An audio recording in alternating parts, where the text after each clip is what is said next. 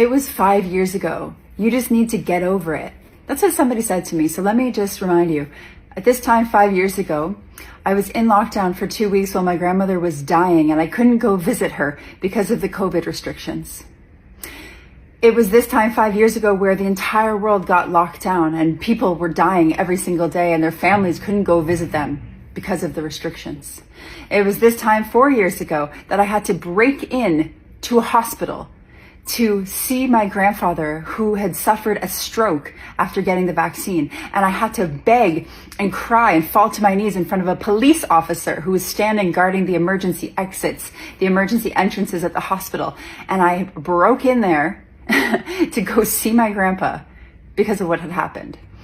It was at this time, not that long ago, where I had to lie to get into a different hospital because my brother had a near fatal motorcycle accident and I could only pretend to be his one allowed person. I had to pretend to be his girlfriend to go in and see him after he just got out of a coma.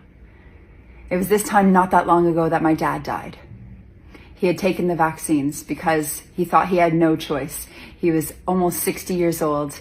He didn't think he had another option and he was going to lose his license and his job had he not gotten the vaccine.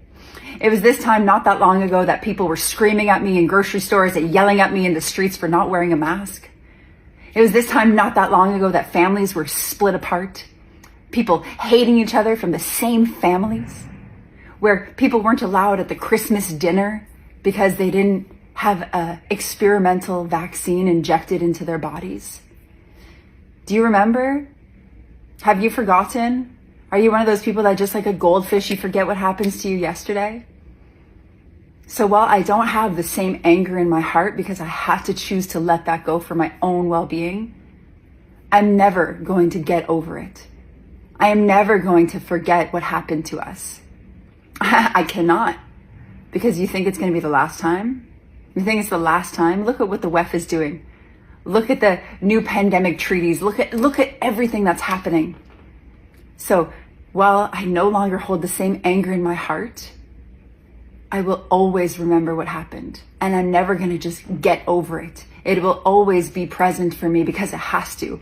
We need to be prepared for the future. And in any next times, we need more voices like mine that said, no, I will not wear a mask. I will not conform. I will not pass you my veins.